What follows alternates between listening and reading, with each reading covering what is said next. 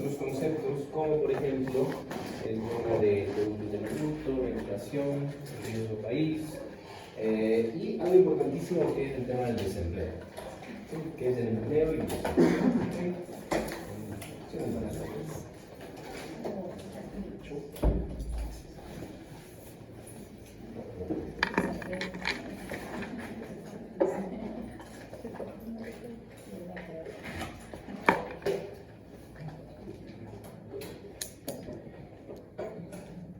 Vamos a ver, comenzamos con el empleo. El empleo tiene algunos conceptos que hay que definir antes de poder entenderlo en su totalidad. El empleo es, bueno, primero antes de definir empleo yo creo que hay que definir qué personas son las que normalmente buscan empleo, o qué personas están dispuestas a trabajar, o qué persona se considera que es desempleada, o simplemente que no tiene empleo, pero porque no quieren empleo. ¿Sí? Los estudiantes, por ejemplo, no todos, algunos estudiantes tienen esa condición, o sea, no tienen empleo porque están estudiando. ¿Sí? Entonces, a esas personas no las puedes considerar como desempleadas, porque en realidad están haciendo otra actividad, ¿sí? En lugar de un empleo. Hay estudiantes que sí tienen empleo también, que van a pagar sus cosas, que trabajan mientras estudian. ¿Sí? Entonces, esto es un poco lo que vamos a definir ahora. ¿Qué personas creen que en el Ecuador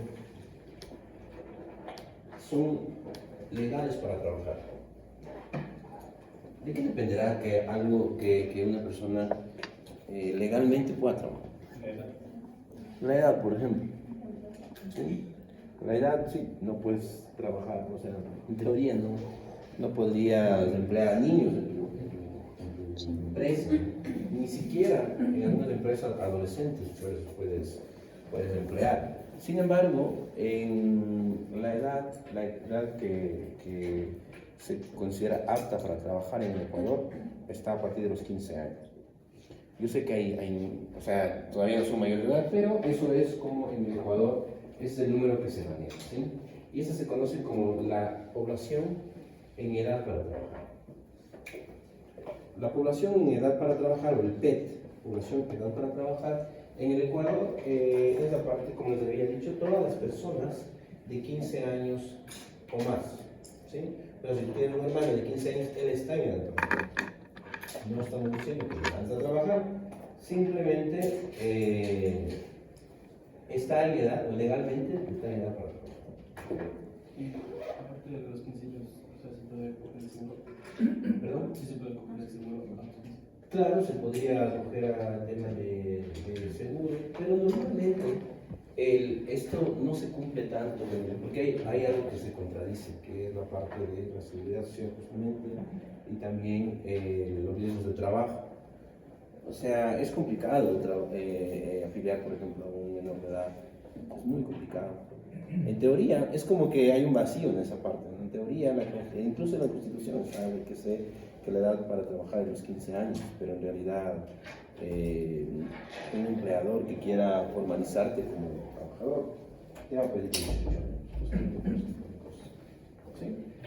Es edad para trabajar. ¿Sí? Es la edad para trabajar. Pues estemos de acuerdo, ¿no? Pero ese es un poco cómo se maneja ese límite. Cuando tú cumples 15 años, en teoría tienes edad para trabajar. ¿Okay? Pero esas personas, no todas forman parte de lo que se conoce como las personas del grupo de población económicamente activa. ¿Sí? Activa o inactiva. ¿Sí? La población económica, vamos a poner. La población económicamente activa o la población económicamente inactiva son todas aquellas personas de 15 años o más, ¿sí? Que no están empleadas y tampoco buscan trabajar. ¿Sí? Entonces la mayoría de los jóvenes entre 15 y 18 años están en edad para trabajar, pero están en el grupo de personas o población económicamente inactiva. ¿Okay? Entonces, en otras palabras, que no buscan trabajo. Y tampoco, ojo, no buscan trabajo. Porque si es que tú buscas trabajo y no tienes trabajo, que es muy distinto, quieres trabajar pero no encuentras trabajo, ya no estás dentro de esta parte. O sea, esto es mayor de 15 años, esto es mayor de 15 años, pero que no necesitan y no buscan trabajo. Estudiantes, básicamente. La mayoría de los casos son estudiantes o gente que ni siquiera quiere trabajar, que puede ser también. Por ejemplo, hay gente que acaba la universidad o el colegio y se toma un año, por ejemplo, y no trabaja. Ese tipo de personas están como la población económicamente activa. La población económicamente activa, ojo, son personas de 15 años y más que trabajaron al menos una hora a la semana, o sea, gente que ha trabajado al menos una hora a la semana. Y en el caso de que no haya trabajado, puede ser, por ejemplo, que esté en una periodo de vacancia, puede estar en vacaciones, ¿sí? Pero se consideran personas económicamente activas. Puede que no tengan empleo, pero están disponibles para trabajar, o buscan trabajo también. O sea, puedes trabajar, pero estar en periodo de vacaciones, ¿sí? O puedes no trabajar, pero estar buscando trabajo, o estar en búsqueda de trabajo, ¿okay?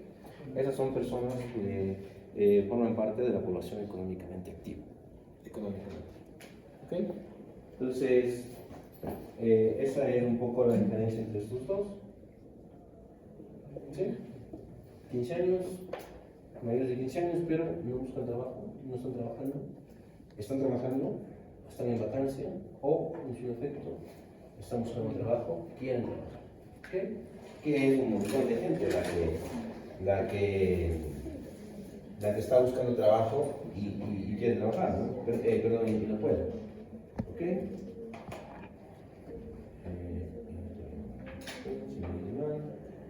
¿Tiene preguntas tal vez hasta ahí?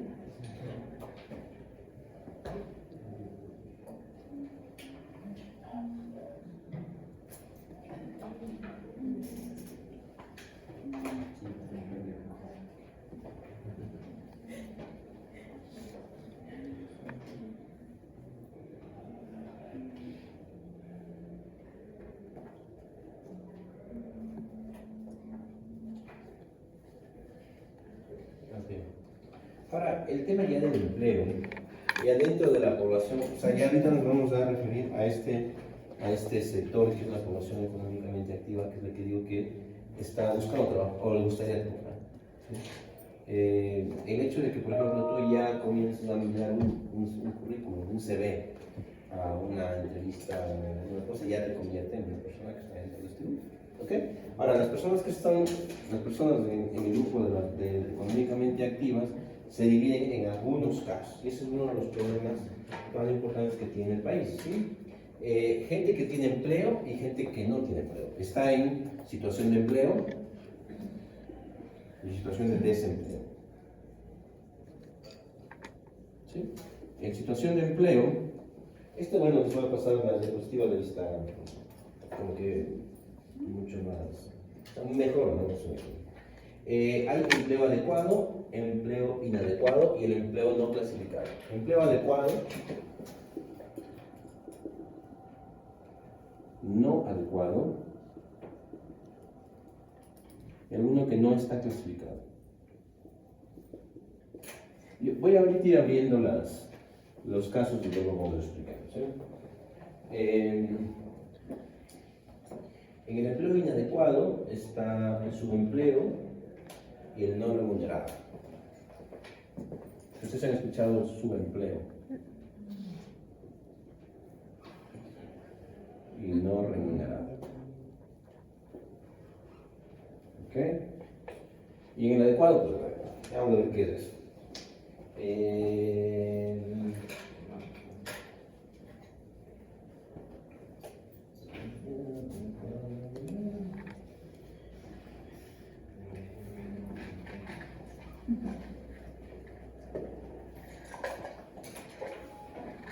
Aquí el subempleo puede ser por dos tipos. Por insuficiencia de horas para trabajar o por insuficiencia de ingresos por trabajar. Ya vamos a ver. Insuficiencia de horas e insuficiencia de ingresos. Ok, entonces ya vamos a ver a qué se refiere todo esto. ¿Okay? cómo se clasifica. Y el desempleo es el abierto y el oculto. Abierto y oculto.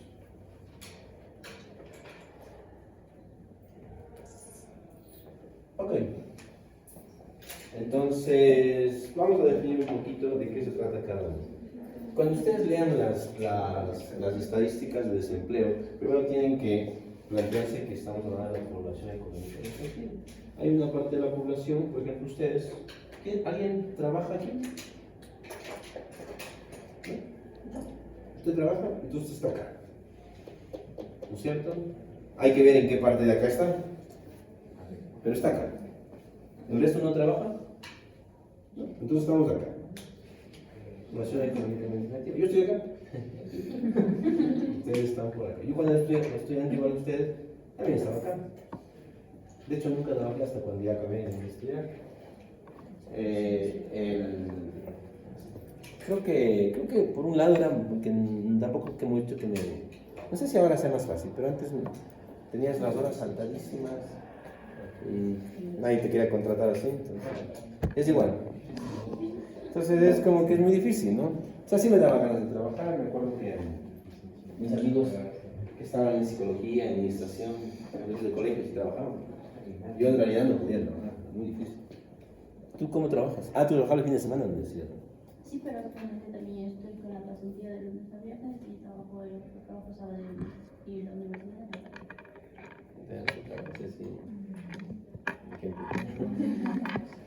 Ok, tienes una agenda ocupada. Okay.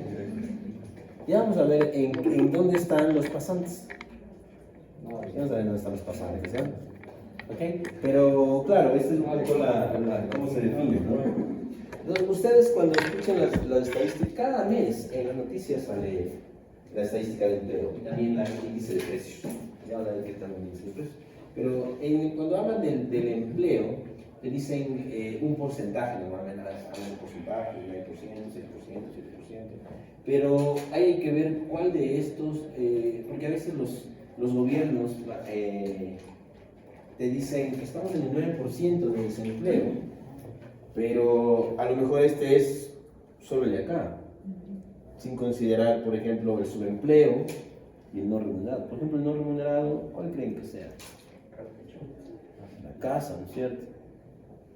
Sí, el trabajo de casa es un trabajo no remunerado, que está oculto ahí, ¿no? ¿Ok? Pero bueno, vamos viendo uno por uno. El empleo adecuado se define como la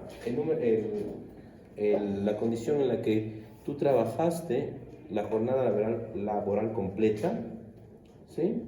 Y que tienes ingresos iguales o superiores al salario mínimo, o le dicen remuneración mínima unificada, que está por 400, ¿cuánto está? 50, ¿no? 60, ¿y eso? 460, y ahí hay que hacer los descuentos, ¿no? ¿Ok? Pero ese es un empleo adecuado, ¿ok? Entonces, si es que tú cumples esas condiciones, es un empleo adecuado, ¿de acuerdo? Dentro del empleo no adecuado está el subempleo y el no remunerado. El subempleo es en la mayoría de la gente que se encuentra desempleada, está en esta condición de subempleo. ¿Qué es el subempleo? Es justamente que no cumple lo que les acaba de mencionar. No cumple con la jornada completa laboral, por el número de horas, o también no tiene ingresos que sean iguales o superiores al salario mínimo vital. ¿Ok? Entonces, en este caso, esto se conoce como subempleo por insuficiencia de horas o subempleo por insuficiencia de ingresos. Hay gente que trabaja muchísimas horas, o sea, por ejemplo, el trabajo informal, la gente trabaja más de 8 horas diarias, sábados, domingos, feriados, ¿sí? De largo cumple el número de horas. Imagínate una persona que vende en la calle, por ejemplo, no sé, bebida, en 2.20. Esa gente puede que cumpla las horas, pero no sé si cumplan con los ingresos. Eso se llama subempleo. La informalidad normalmente, no necesariamente el hecho que sea informal, tiene que cumplir con esos valores. Puede que haya un trabajo informal que sí cumpla que sí trabaje el número de horas adecuadas y también gane más, ¿no? O sea, algunos comercios puede que sí, pero lamentablemente en la mayoría de los casos no es así. Los comerciantes podrían ser ahí. ¿Perdón? Los comerciantes, o sea, los dueños de sus trabajos. Depende si es que se regulariza, ¿no? Si, por ejemplo, tienes por ejemplo, el tema de un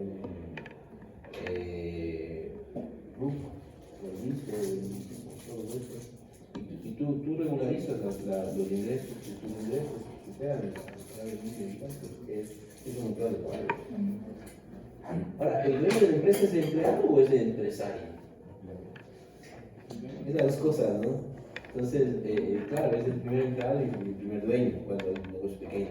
Pero en ese caso, tú, si te cumples las dos características que son mínimo la jornada completa y también los ingresos, pues es un empleo adecuado. Sí. ¿Los cuáles? Vendedores. Es igual que, sí, es igual. Por ejemplo, yo puedo tener un emprendimiento que sea un emprendimiento es un restaurante. ¿Sí? Si es que el restaurante a mí no me aporta por lo menos el salario básico, yo estaría en su empleo al ser emprendedor. ¿De acuerdo? ¿Sí? Pero, obviamente, hay algunos casos, porque por ejemplo, tú puede que siendo emprendedor, puede que estés en una condición de subempleo y que cambies directamente, no sé, de función de mercado a empleo adecuado. Pero si es que no cumples esas dos condiciones al menos, se llama subempleo. ¿Y si a veces sí, a veces no? ¿Mande? ¿Y si es que a veces sí y a veces no? ¿Estás saltando?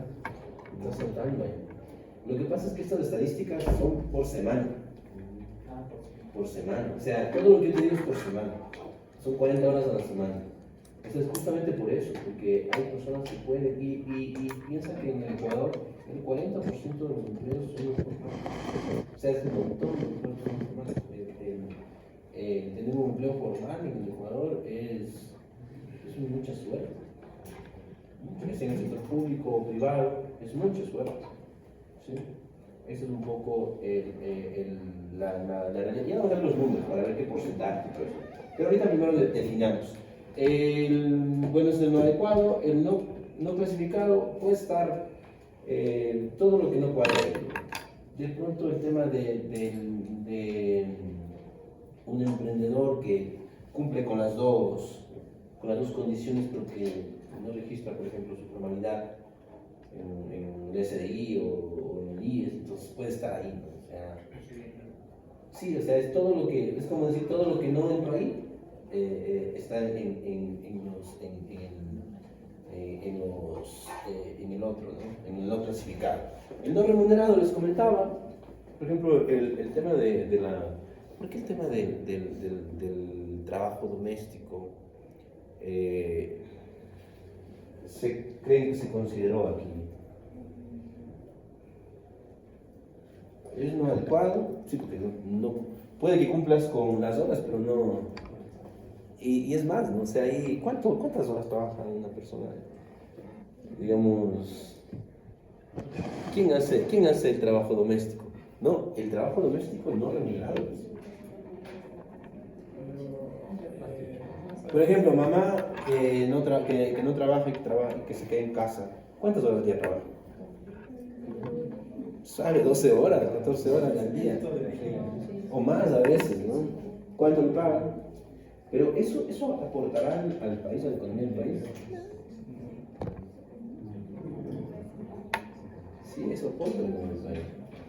Dice que entre el 10 y un 15% de la riqueza del país está en el trabajo no remunerado, el trabajo doméstico. ¿Y las personas que trabajan en puertas abiertas?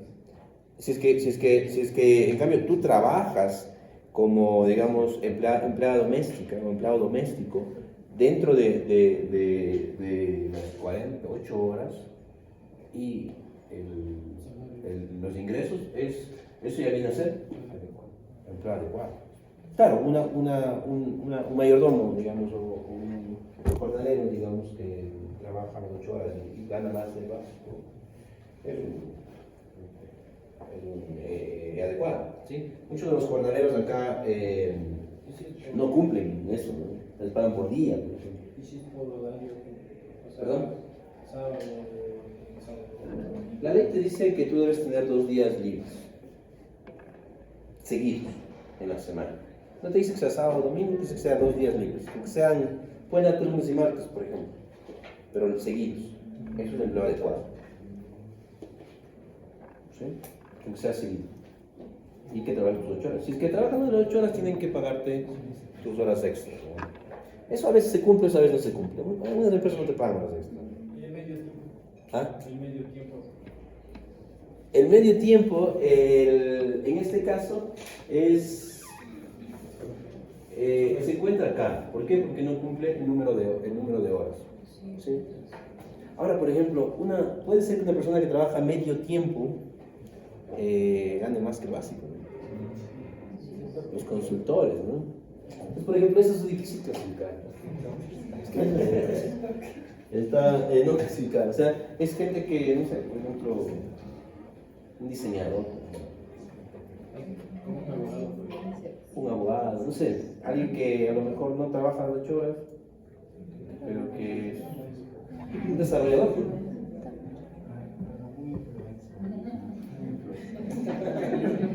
Hay gente que podría, es difícil clasificar todo, por eso hay que está no clasificado, ¿no? Pero son pequeños, son pocos casos. La mayoría está definitivamente acá o acá. ¿Ok? El desempleo, o sea, pero tienen empleo, o sea, algo así. ¿Sí? El desempleo, que sería, si nosotros sumamos, por ejemplo, esto más o menos está no llega al 10%. ¿Sí? Y muchas veces en las estadísticas del gobierno te dan esto como 10%. Pero si te sumas lo de acá, que es el subempleo, eso supera el 30%, 40%. O sea, en otras palabras, no llega, está más o menos al 60% la gente que tiene empleo adecuado. Es un número súper bajo, súper bajo. ¿Sí? O sea, y no, yo digo que ganas bien, sino que por lo menos ganas el básico. ¿Ok? ¿De acuerdo? Sí. Una pregunta, o sea, eso que nos está mencionando lo he escuchado desde mi infancia, que Ecuador tiene mucho desempleo normal, pero ¿qué se hace para que eso aumente la mano? Lo que vimos ayer, política pública. O sea, ¿qué se hace? No, de hecho, ¿qué no se ha hecho? Te puedo decir. Y es muy difícil, la verdad. O sea, Por ejemplo, eso de lo que dice las personas que trabajan, empleados domésticos de casa. O sea, creo que después hubo una ley de que tienen que afiliar de ley las 8 horas y salario básico. y sus vacaciones y todo. Es lo justo, lo que hay.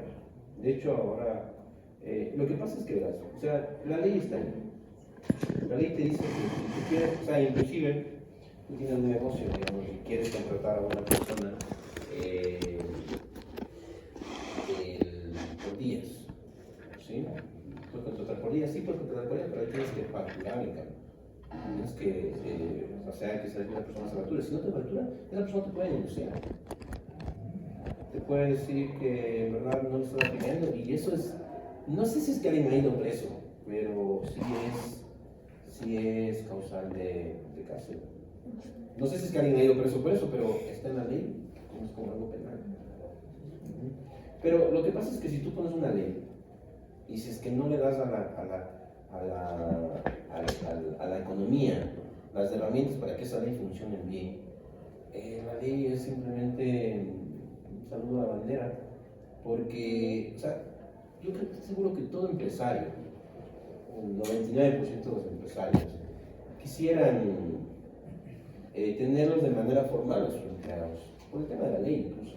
También, ¿por qué? Porque una empresa formal produce más también, o sea, es más productiva, la gente se suma más, pero hay emprendimientos sobre todo que es imposible que tú, por ejemplo, necesitas a alguien y le puedas dar todos los beneficios.